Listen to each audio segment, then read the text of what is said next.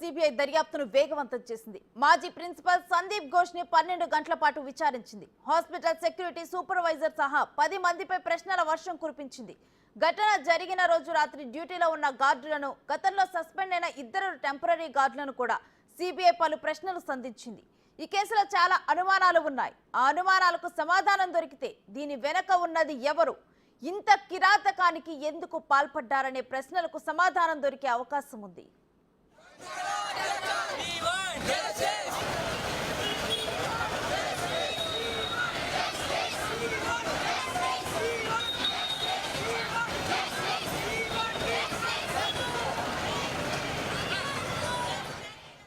CBI తన విచారణలో సుమారు 10 ప్రశ్నలకు సమాధానం వెతికే పనిలో పడింది.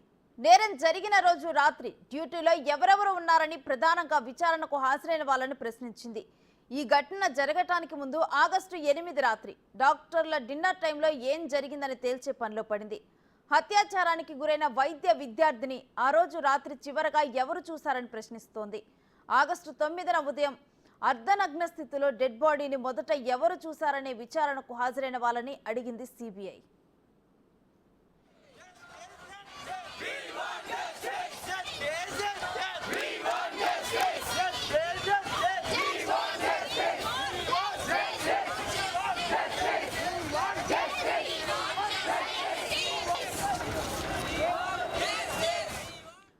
ఘటన జరిగిన రోజు ప్రిన్సిపల్ సందీప్ ఘోష్ ఎక్కడున్నారు, ఏ ఫ్లోర్ లో ఎవరెవరు డ్యూటీలు చేస్తున్నారనే ప్రశ్నలు సంస్థ ప్రధాన ప్రశ్నలుగా ఉన్నాయి. Dead body post mortem report చూస్తే మృతురాలిపై అత్యంత కిరాతకంగా దాడి జరిగినట్లు అర్థమవుతోంది.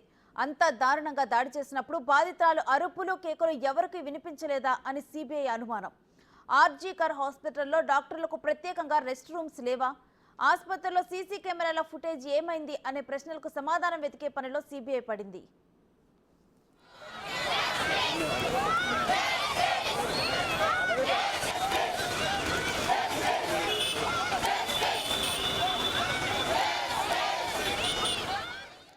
ఇక ఇదే అంశానికి సంబంధించి మరింత సమాచారం మా ఢిల్లీ ప్రతినిధి శివ అందిస్తారు. శివ, సిబిఐ దర్యాప్తు గురించి డీటెయిల్స్ ఏంటి? రైట్, కలకత్తా జూనియర్ డాక్టర్ హత్యకి సంబంధించి సిబిఐ దర్యాప్తు వేగంగా కొనసాగుతుంది. అయితే ఇప్పటికే గత కొన్ని రోజులుగా కూడా ఇప్పుడైతే ఈ ఘటన వెలుగులోకి రావడం, వెలుగులోకి వచ్చిన తర్వాత పోలీసుల చేత దర్యాప్తు అనేది నెమ్మదిస్తుంది. మాకు న్యాయం జరగదంటూ కూడా కుటుంబ సభ్యులు ప్రభుత్వాన్ని ఆశ్రయించడం, మరోవైపు కోర్టు కూడా వెళ్లిన నేపథ్యంలో హైకోర్టులో కూడా సిబిఐకి కేసును అప్పగించాలంటూ రాష్ట్ర ప్రభుత్వం నిర్ణయం తీసుకోవడం, కుటుంబ సభ్యులు కూడా సిబిఐకి ఇవ్వడాన్ని స్వాగతిస్తూ కూడా వారు కూడా సిబిఐ విచారణకు సహకరిస్తామంటూ వారు తెలిపారు. దానిలో భాగంగా 13వ తేదీన అంటే 9వ తేదీన అంటే నైట్ 8వ తేదీ నైట్ తెల్లటి 9వ తేదీ 2-3 గంటల మధ్యలో ఈ ఘటన చోటు చేసుకుంది. ఘటన జరిగిన తర్వాత 9వ తేదీన సెమినార్ హాల్లో నిర్జీవంగా పడిన డాక్టర్ ను జూనియర్ డాక్టర్ ఎవరైతే ఉన్నారో తనను చూసిన తర్వాత సెమినార్కి వచ్చిన ఆ రోజు సిబ్బంది గుర్తించి మిగతా వారికి సమాచారం ఇవ్వడం, తర్వాత పోలీసు కంప్లైంట్ ఇవ్వడం, పోలీసులు వచ్చి కేసు నమోదు చేసి విచారణ చేపట్టిన తర్వాత ఒక నిందితుని అదుపులో తీసుకున్నారు. కానీ ఇది ఒకరు చేసిన పని కాదు, ఇది గ్యాంగ్ రేప్ జరిగింది. దానికి సంబంధించి డాక్టర్లు కూడా పోస్ట్ మార్టం రిపోర్ట్ ఇచ్చిన నేపథ్యంలో వారు ఏదైతే స్పెర్మ్ ఉందో అది మోతాదుగా ఎక్కువ ఉండడంతో మినిమం 4-5 కలిసి గ్యాంగ్ రేప్ చేశారు అనేది ప్రధానంగా నిర్ధారణ అయింది. దానిలో భాగంగా మిగతా వారి కోసం కూడా సిబిఐ విచారణ కొనసాగిస్తుంది. నేరం జరిగిన రోజు డ్యూటీలో ఎవరెవరు ఉన్నారనే దానిపై కూడా సిబిఐ విచారణ కొనసాగిస్తుంది. ఆగస్టు 8 రాత్రి డాక్టర్లు డిన్నర్ టైంలో ఏం జరిగింది, అంటే భోజనం చేసే టైంలో ఏం జరిగింది, ఎవరెవరు కలిసి భోజనం చేశారు అనే దానిపై కూడా ప్రధానంగా సిబిఐ విచారిస్తోంది. పీజీ వైద్య విద్యార్థిని రాత్రి చివరిసారిగా ఎవరైతే అత్యాచారానికి గురై మృతి చెందారో వైద్య విద్యార్థిని ఎవరు ముందుగా చూశారు, చివరిసారిగా ఎవరు చూశారు అనే దానిపై కూడా విచారణ కొనసాగిస్తున్నారు. ఆగస్టు 9న ఉదయం అర్ధనగ్న స్థితిలో డెడ్ బాడీని ఎవరు చూశారు, రాత్రి అత్యాచారం చేసి హత్య చేసిన తర్వాత ఉదయం సమయంలో ఎవరి ద్వారా మిగతా వారికి సమాచారం తెలిసిందే అనే దానిపై కూడా వారిని కూడా అదుపులో తీసుకుని విచారిస్తున్నట్లుగా కూడా తెలుస్తోంది. ఇక ఘటన జరిగిన రోజు ప్రిన్సిపల్ సందీప్ ఘోష్ ఎక్కడున్నారు, సందీప్ ఘోష్ ఎక్కడున్నారు అనే దానిపై కూడా ప్రధానంగా విచారణ కొనసాగుతుంది. అంటే నైట్ డ్యూటీలో ఉన్నారు ఆ రోజు వైద్య జూనియర్ డాక్టర్. కానీ సందీప్ ఘోష్ ఆ టైంలో ఎక్కడున్నారు, ఆ రోజు ఎక్కడున్నారు, ఆ రోజు డే టైంలో కాలేజ్ కి వచ్చారు. అంటే అక్కడ ప్రభుత్వ వైద్యశాల ప్లస్ కాలేజ్ రెండు కూడా ఉన్న నేపథ్యంలో అక్కడ ప్రిన్సిపల్ ఏం చేస్తున్నారు, ఆ రోజు ఎక్కడున్నారు అనే దానిపై కూడా విచారణ జరిగినట్లు కూడా తెలిసింది. ఏ ఫ్లోర్ లో ఎవరెవరు డ్యూటీ చేస్తున్నారు, అరుపులు కేకలు ఎవరికి వినిపించలేదా, అంటే ఒక సెమినార్ హాల్లో జరుగుతున్న ఘటన జరిగింది. అంత పెద్ద మొత్తంలో ఘటన జరగడం, విద్యార్థులపై దాడి చేయడం, తలను నేలకేసి కొట్టడం, నోరు మూసేయడం, వివిధ రకాలుగా ఒంటిపై గాయాలు ఉండడం, ఇదంతా కూడా జరుగుతున్న సందర్భంలో ఆవిడ అరిస్తూ ఉంటుంది కదా, అరిసిన సందర్భంలో ఎవరికి కేకలు వినిపించలేదా, అరుపులు వినిపించలేదా అనే దానిపై కూడా ప్రధానంగా సిబిఐ విచారణ కొనసాగుతున్నట్టుగా తెలుస్తుంది.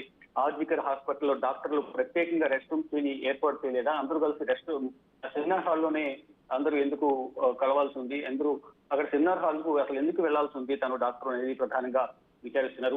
ఆ సెమినార్ హాల్లో సీసీ కెమెరాలు లేవా, ఫుటేజ్ ఏమైంది అనే దానిపై కూడా ప్రధానంగా విచారణ కొనసాగుతుంది. ఇక సందీప్ ఘోష్ కు సంబంధించి ఇక మాజీ ప్రిన్సిపల్ సందీప్ ఘోష్ ను 12 గంటల పాటు సిబిఐ విచారించింది.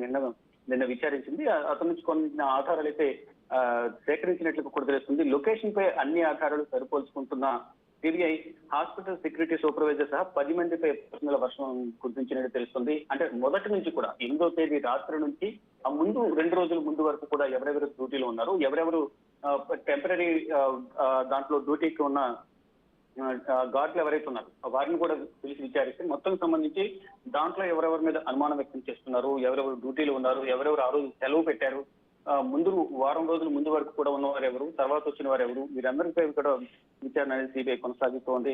ఇప్పటికీ కూడా దేశవ్యాప్తంగా ఇటు కలకత్తాలోనూ ఇటు దేశవ్యాప్తంగా కూడా వైద్య విద్యార్థులు రోడ్లపైకి వచ్చి నిరసన తెలియజేస్తూ ఉన్నారు. ఈ రోజు ఉదయం 6 గంటల నుంచి రేపు ఉదయం 6 గంటల వరకు వైద్య సేవలను కూడా నిలిపివేసినట్లు కూడా దేశవ్యాప్తంగా నిరసనకు పిలుపునిచ్చిన నేపథ్యంలో ఎక్కడెక్కడ వైద్య సేవలు నిలిచిపోతున్నాయి, ఇటు ప్రభుత్వాలు ఎమర్జెన్సీ సేవల్లో పాల్గొనాలంటూ వారికి వెల్లడించుకుంటూ ఉన్నారు.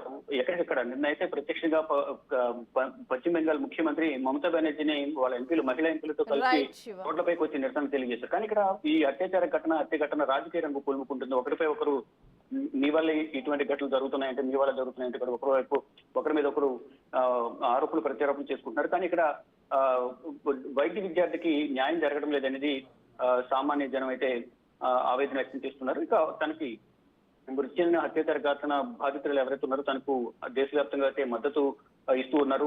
మరోవైపు ఇటు సిబిఐ విచారణ కూడా వేగవంతం చేసి ఆదివారం కల్లా రిపోర్ట్ ఇవ్వాలనేది ప్రధానంగా చెప్తూ ఉన్నారు. చూడాలి మరి ఏం జరగబోతోంది. ఇప్పుడు విచారణకు సంబంధించి అయితే కీలక ఆధారాలను సేకరించారు.